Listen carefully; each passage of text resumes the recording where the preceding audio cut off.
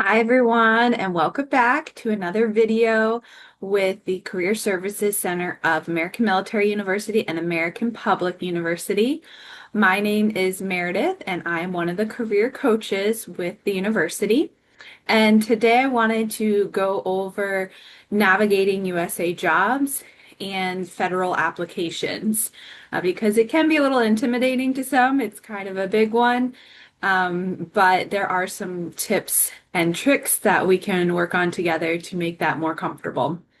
I do want to point out as well that this is just one video on USA Jobs, where we also have on our channel here a video on specifically writing a federal resume.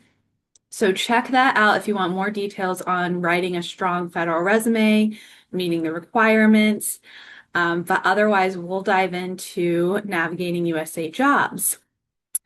So today we're going to look briefly at, setting up a profile, what that looks like, some categories to consider, and then we're going to go into demo mode, just kind of walking through the website, looking at some things to keep in mind, as well as an example or two of some applications themselves. All right, so getting started here, the first thing you want to make sure to do if you haven't already or if it's been a little while, is to create an account, create a profile in USA Jobs, because you definitely have to have one before applying for any job.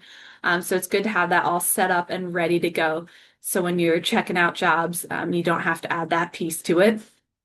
So here are some things that we want to make sure we cover and that we think about when it comes to our profile section. So when you're creating that, when you first go to create an account, it's going to have you set up some of the basic required information in your profile. So you can see that covers your contact information, your citizenship, and if you have federal or military service experience, it's going to have you put that in. Once you've completed those basics, your profile is technically set up, but you really want to make sure to go back in and fill out the additional information. Now, most of that is going to be optional, but I really encourage you to invest the time to fill out all of that information so that it's ready to go for when you want to apply for jobs. And also because there are instances where your profile can be searchable by HR officials. So you want that completed and looking good and all ready.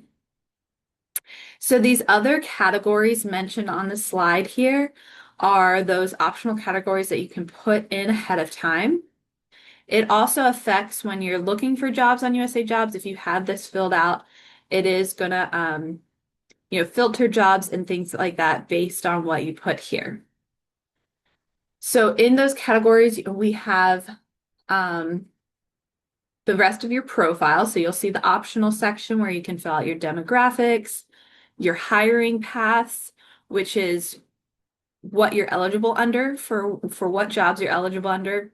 These are things like if you're a student or a recent graduate or a veteran, or if you're just a U.S. citizen and the job is open to everyone. So we'll go into paths a little bit more later. Your education, languages. So again, those are optional, but great to have ready, filled out. And then there are other sections such as search preferences. So again, if you have those filled out ahead of time, such as, if you're willing to relocate, what type of work you want. Do you only want permanent versus part-time versus full-time, temporary, things like that, as well as, again, those hiring paths. So if you fill out ahead of time that you are only eligible for ones that are open to the general public, it's going to filter out those jobs that are open to others and not the general public. So I will say about that then, make sure if you do decide to fill out that section that it's accurate and it's what you want to filter by as far as those jobs. If something changes and you do become willing to relocate or something like that, it is taking away jobs in that by being filtered. So just keep that in mind if you fill that out. Some other sections, you'll see the My Job section. This is where your applications that you have filled out are in there, any saved jobs that you make, as well as saved searches. So that's another thing, really encourage you to take the time to create some saved searches. It will really help with, just your overall job search strategies. So you're not in there just every day going through searching the same things over and over. Whereas if you create a saved search based on either job title or location or a couple things, then you can select it to email you maybe daily, weekly, with those jobs in there. And so you don't have to just be checking constantly. Again, also save jobs. If there's a job that you are interested in, you're planning on applying for, you can save it and have it easily be found again for when you're ready to do that. You can also set up notifications to make sure you get updates on jobs. Again, the notifications will let you know about your saved searches and even that recruiter interest when we talked about them being able to find your profile and things like that. So those are a couple of the sections to make sure to go out, check out at least and fill out. And then a couple other big ones here. We have the resume and other documents section. So like I said, we have another video on resumes in this channel. So for more detail, please look at that. But in general, some quick tips about your resume, your federal resume. We highly, highly encourage you to use the resume builder tool available to you within USAJobs. Not everyone loves the template it creates. I understand, but that is what officials are used to looking at anyway. And the big thing about that is it is going to walk you through all the elements that must be included in your resume.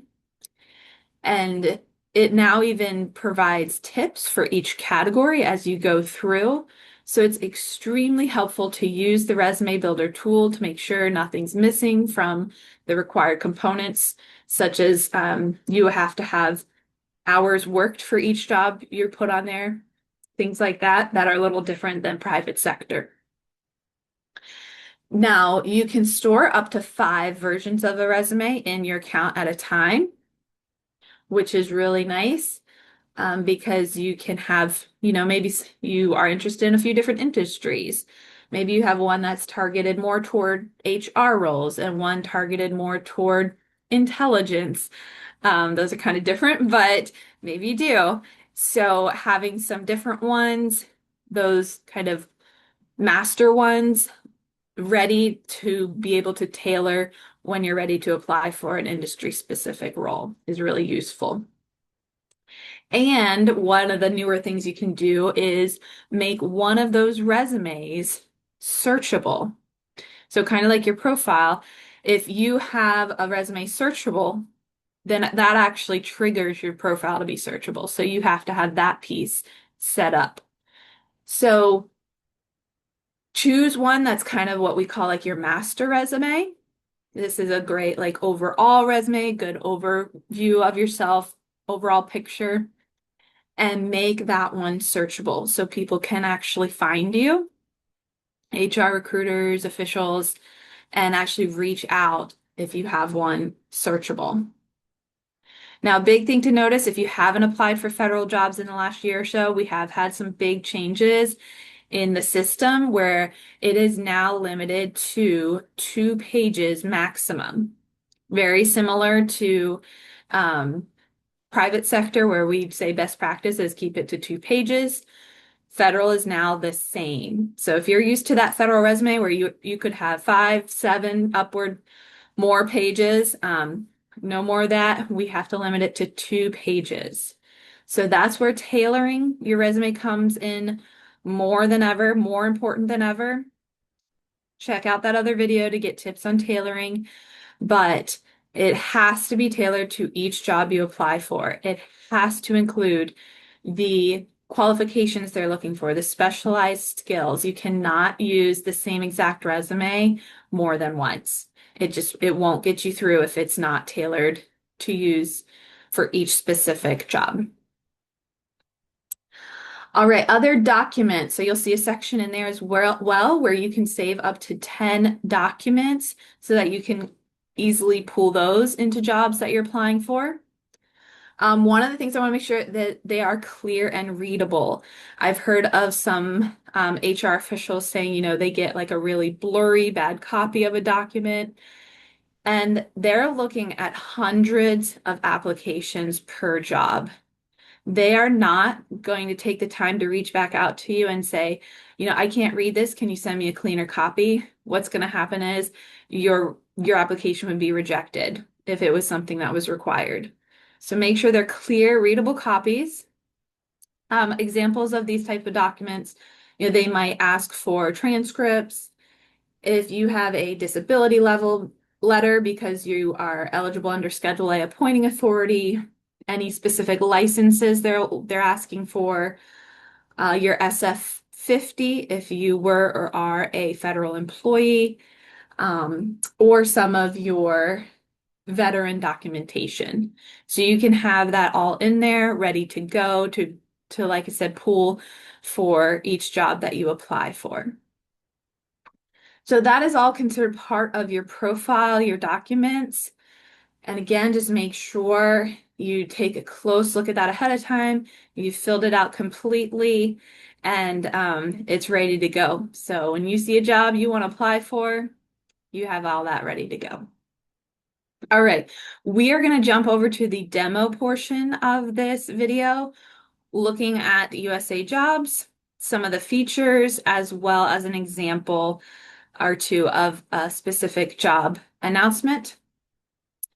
So I'm going to go ahead and move over to there.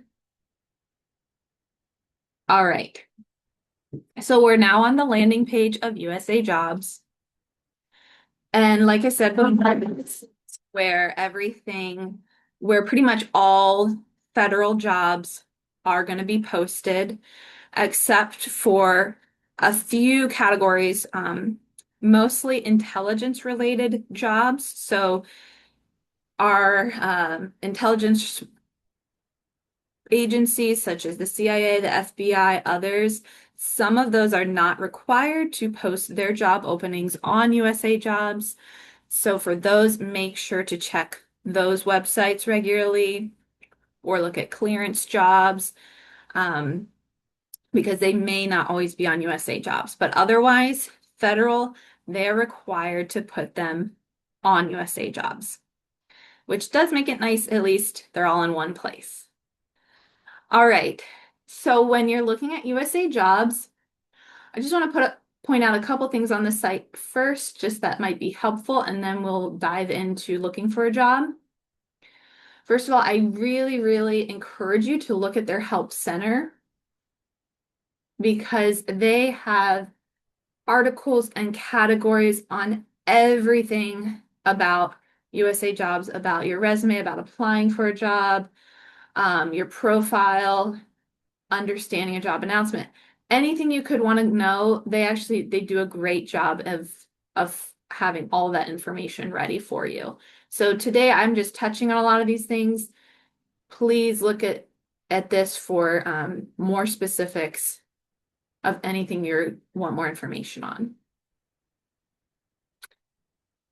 We have a few things here that are just of interest. So one of the things that's a little newer, I think, but it's really kind of fun, and especially if you're, not exactly sure what you want to do, or you have, multiple ideas in mind, you can take kind of a little job matching quiz to discover federal jobs that might match your interests and backgrounds best. And so they'll give you, based on that, job titles, agencies to consider based on that quiz. So just kind of fun there. They also have some things, just starting out. exploring career fields that are maybe a little more big right now, popular jobs, as well as, again, this is a little bit about what we're going through today, learning more about the federal hiring process. So lots of different things on here. They also put on events regularly, including virtual job fairs, even in-person ones. They're going to list those. But what I love too is that they will regularly have resume writing events, navigating USA Jobs events, so you can get more information similar to what this video is like with those. Okay, so let's go ahead and pretend we're going in, we're looking for a job. Um, Different ways we can do this. You could enter a job title, just a keyword, a location. So many ways you could do this. One of the ways, let's just start if, we just want to see what's out there. What jobs are being posted right now? Let's look in the entire United States for every job. And of course, we're going to get over 10,000 jobs. Now, technically, at the time this is being recorded, we are still technically in a hiring freeze. It's been that way for over a year now, but there are a lot of exemptions from that, protection, public safety, things like that, as well as other jobs, getting to be posted now that have been exempted because of all the time that has gone by. So sometimes there might even be more than that. But obviously, we don't want to just go through 10,000 jobs to look at. So this is where the filters can really come into play. We can look by a department or agency if you know one you specifically want to look for. You can look by hiring paths. So this is where those hiring paths come back in. And this is a good one to use, because if you are not a federal employee, we don't need to waste time looking at thousands of jobs that are only open to current or former federal employees. We could say only open to the public, or if you're a veteran or a recent graduate, we can filter by those. You can go by location, by pay, all sorts of things. I do always just like to say, though, don't limit yourself too much. I don't want you to put too many things and then miss out on jobs that you might have actually considered, but a filter ended up, getting them off of your list. So this is a way to look at jobs, filter them, but of course you're still going to have a lot. So another way would be to look by a specific title.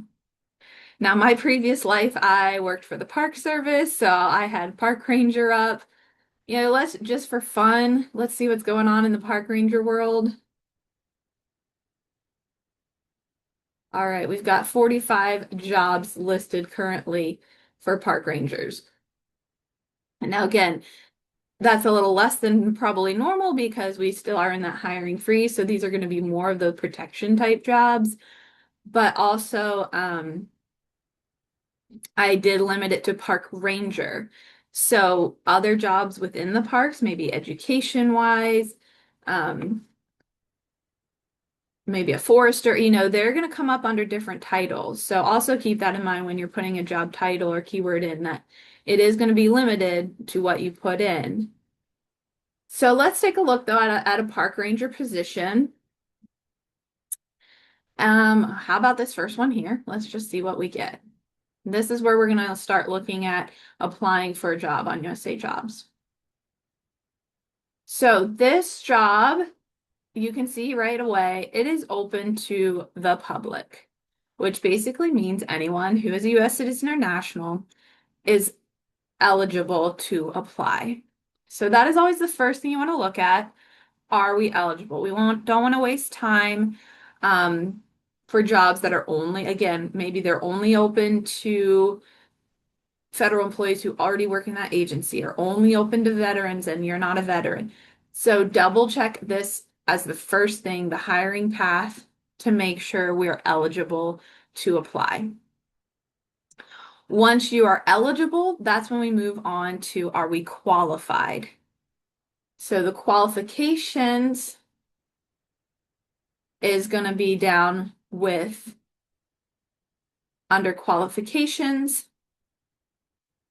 and requirements. So now that we know we're eligible, we're a US citizen, we need to see, are we qualified? So this job specifically is it's a range. It is the general series 5 through 9.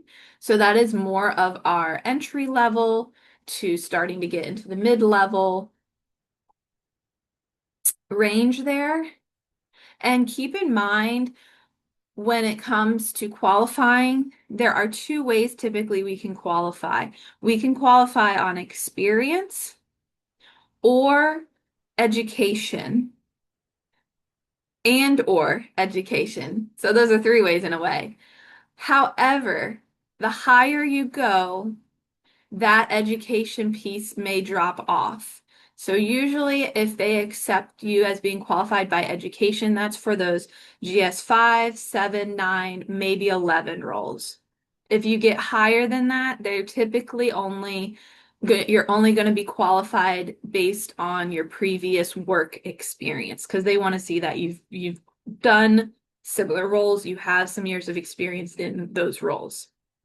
But since this is a 5 to 9 position, we can qualify both either on experience, education, or a combination. So you can see here, it says who may apply.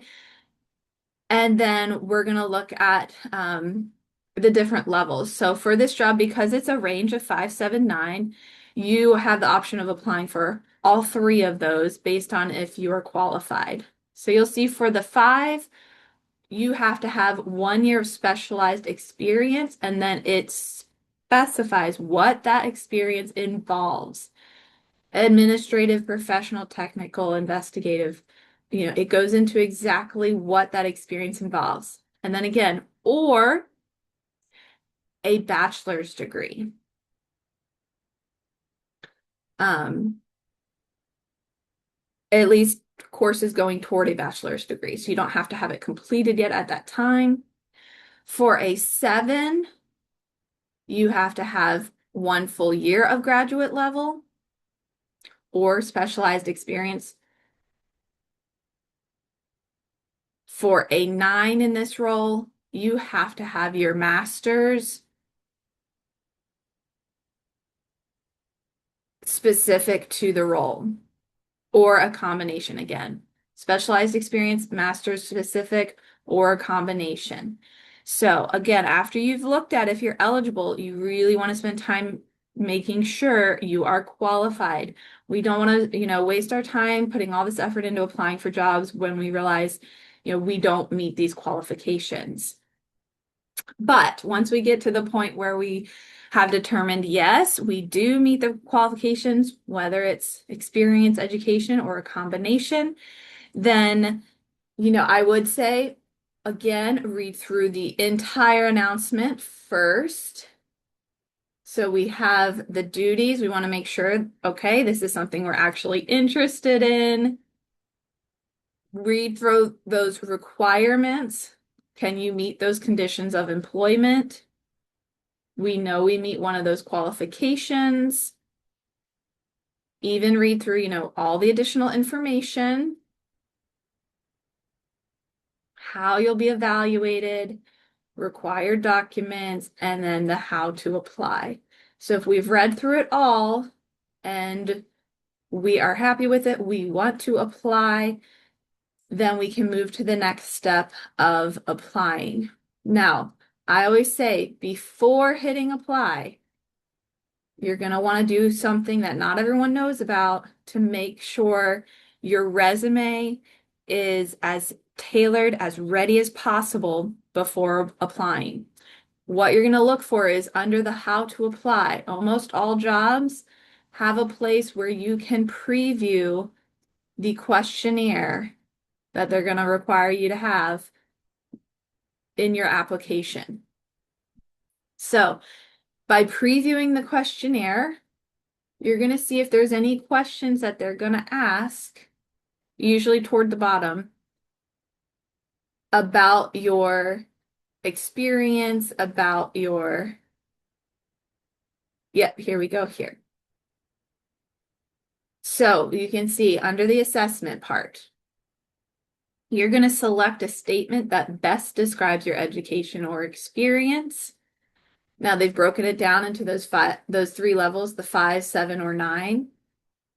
You could be qualified for all three of these, or you can just be qualified for the 5 and still apply. But you're going to select the one that relates to you. So based on that, whatever you select, so if you said, I have 1 year specialized experience, and again, we saw that in the application, but then it goes into this whole paragraph. What is that specialized experience? Park guide or tour leader, law enforcement or investigative work, archaeology, forestry, work in conservation. So if you say you have that 1 year specialized experience, we have to make sure our resumes show that in the bullet points through the job title, through the work we've done, through things like that. So that's why you want to look at it ahead of time and know what they might be asking, because sometimes there's more questions than this too. So that will help you tailor your resume.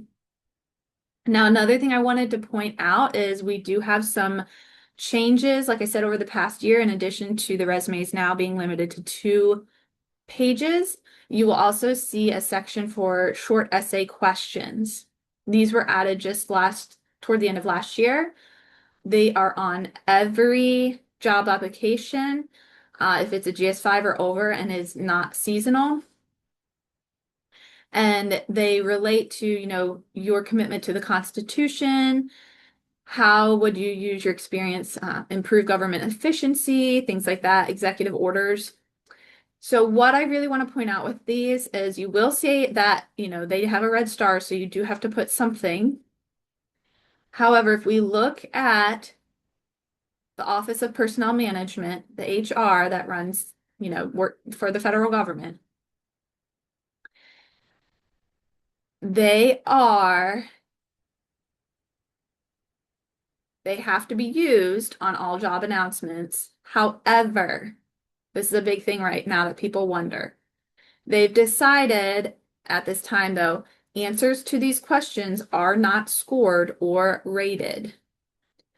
So you can respond to these. You can, or you could put, no answer, something like that. Basically, though, they are not allowed to disqualify you or screen you out if you do not answer these questions. These are optional questions. So I would say that on the other side of things as well, if you do decide to write something in there, just keep in mind, the hiring official is going to be the one that looks at these, the hiring manager and or agency leadership. They may have different opinions than you, political beliefs. So just make sure you're keeping things, just keep that in mind. However you decide to answer those, if you decide to have an answer there. All right, so that allows you to preview everything. Now, again, when you're looking at how to apply, you're going to look really closely. What is required? What are the required documents? If you're applying based on education or a combination, transcripts have to be in there. If you're doing, veteran status or disability, all that paperwork has to be in there. Make sure to look at this so closely and include everything because, like I said, they will not come back to you and say, you forgot something. Can you send this? No, they have hundreds of other people to look at and they'll just move on. Okay? So anything we are missing, because I wanted to keep this kind of brief. Like I said, we have the federal resume video separate to go into more detail. Basically, I just encourage you to spend time going through this so thoroughly. Look at the help center, look at your profile. If you do have military experience, make sure to fill all that out. Use the military eligibility feature. Understand the hiring paths, look through each of those really closely, learn all about the hiring paths so you know, learn about the special authorities. Just spend some time really taking a close look at that.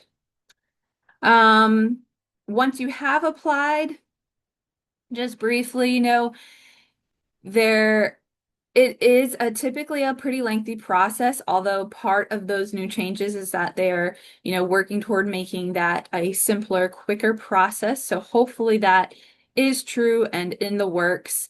Um, but once you have applied, you should get updates within USA Jobs. They said first the HR officials will be looking at the applications, and that's when they, break it up into categories. First, they make sure you're eligible, that you meet the qualifications, and then they'll place any qualified applicants into categories such as minimally qualified up to highest qualified. And those highest ones are the ones that will get moved on to the hiring officials, and they'll decide if they want to interview you or not, how many people they're interviewing, whether it's going to be, it might be a panel interview, an in-person, a video, a phone, lots of different options. And it is a lengthy process because, like I said, they're going through hundreds, sometimes thousands of applications at first, narrowing it down, sending it on, and then the hiring official has to look at all of those as well. If you are chosen, you usually typically get a very tentative job offer. Once that is accepted, they'll start the background investigation. Sometimes they have to do additional security checks for higher level clearance roles. And then, yeah, once those are completed, you should get the formal final offer. So that is a quick overview of USA Jobs and, applying for jobs. Like I said, again, we have the resume video on the other one. So if you have questions, please don't hesitate to reach out. Like I said, I have background in federal employment and hiring. You can email us careerservices@apus.edu if you are a student or alumni with us. Or in your eCampus, you can reach out by filling out a career coaching form. So we are more than happy to help guide you through the federal application process, as well as, we review resumes, we can help with mock interviews, all that sort of thing. So don't hesitate to reach out. Would love to hear from you and hope you have a great rest of your day. Thank you.